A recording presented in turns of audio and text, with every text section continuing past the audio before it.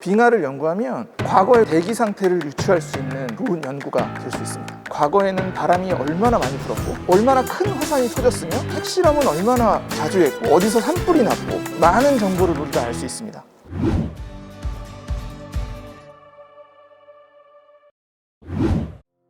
네, 안녕하세요. 저는 극지연구소 빙하환경연구본부 빙하팀에서 빙하코어 연구하고 있는 연수연구원 한창희입니다. 저는 지금 빙하코어에서 그 안에 있는 화학 성분들 이용해서 과거 고기후 연구하고 있습니다.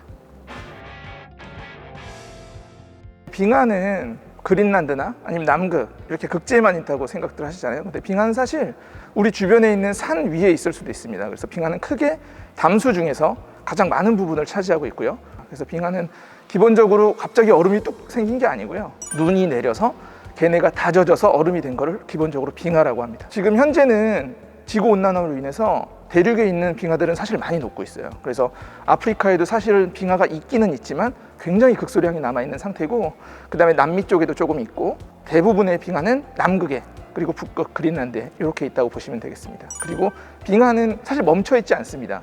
조금씩 느리게 계속 이동을 해서 흘러내려서 결국은 바닷가로 이제 빠져나가서 없어지는 그런 운명에 지금 처해 있죠. 자연계에 존재하는 저장소들이 있습니다. 기록 저장소들. 그 중에 대표적인 게 우리가 알고 있는 게 나무도 있고, 아니면 돌, 아니면 해양에는 퇴적물들이 있고, 그 다음에 육지에는 이제 빙하나 아니면 이탄이라고 해서 생물체들도 사실은 저장소가 될 수 있어요. 그리고 석순, 석주 같은 동굴 퇴적물도 될 수도 있고요. 빙하는 사실 우리한테 정말 많은 정보를 주는데, 그 중에 제일 좋은 게 뭐냐면 얘는 100%가 대기에서 유입이 되는 애들이에요. 그러니까 뭐 예를 들면 해양에서는 물이 섞일 수도 있고 생물의 영향이 있을 수도 있지만, 극지에 있는 빙하는 특히 대기로부터 100%가 온 거기 때문에 얘네를 우리가 데이터를 굉장히 신뢰할 수 있습니다. 물론 깨끗하게 잘 분석이 된다는 가정하에서요. 굉장한 강점 중에 하나인데, 우리가 무언가를 안에서 분석을 해서 알아갈 때 그걸 프록시라고 해요. 뭐냐면 직접적으로 측정할 수 없지만 환경의 영향을 받아서 같이 변하는 것들, 우리 지시자 혹은 대리자라고 부르는데, 그런 우리는 보통 과거를 연구할 때 그런 프록시들을 연구를 하는 겁니다. 근데 빙하는 과거의 공기를 그대로 갖고 있어요. 이제 눈이 얼음이 되면서 그 안에 공기들이 갇혀가지고 결국 예전의 대기가 그대로 남아있는 거죠. 눈이 많이 쌓이면 우리가 분석할 수 있는 데이터가 많기 때문에 그 안에서 어떤 다양한 변화가 있는지 굉장히 세밀하게 연구할 수 있는 장점이 있어요.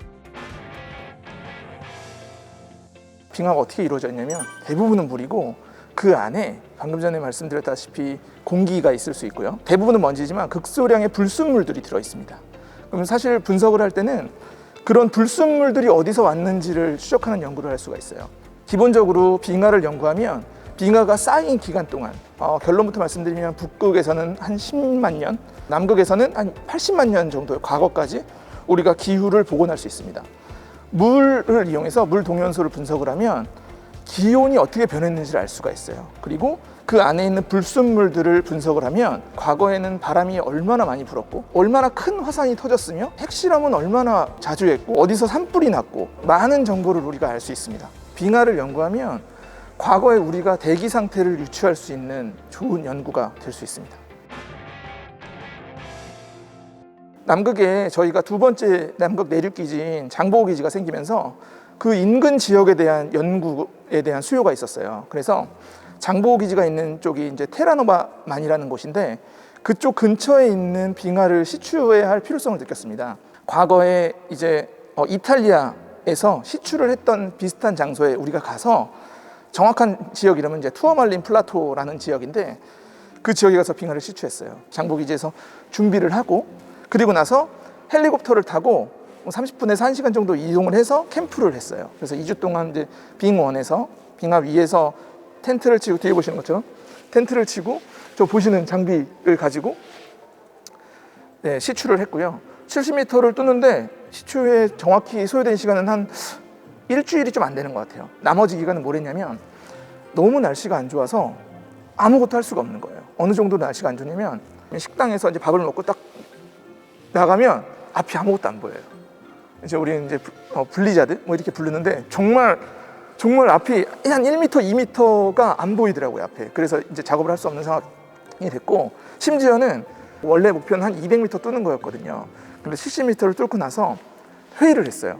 우리가 여기 더 있으면 안 될 것 같다. 날씨가 너무 안 좋아서. 그래서 내려가기로 이제 어렵게 결정을 했는데, 그러고 나서도 일주일을 우리가 거기에 갇혀 있었습니다. 그 정도로 좀 빙하 연구는 사실 시추가 굉장히 중요하고 그 접근하는데 굉장한 어려움이 있고, 그리고 또 많이 가져오지도 못해요. 굉장히 소량만 갖고 오기 때문에. 그래서 그 70m 지금 샘플을 지금 분석 중에 있고 굉장히 소중하게 지금 분석하고 있습니다. 북극 그린란드에 있는 빙하코어에서 납과 그리고 스트론튬, 동위원소라는 걸 분석했습니다. 그걸 분석하면 뭘 알 수 있냐면, 그 당시에 빙하코어에 있는 먼지가 어디서부터 왔는지를 우리가 추적을 할 수가 있어요. 지금 알려져 있는 것은 그린란드로 들어오는 대부분의 먼지는 중국의 사막이라고 알려져 있습니다.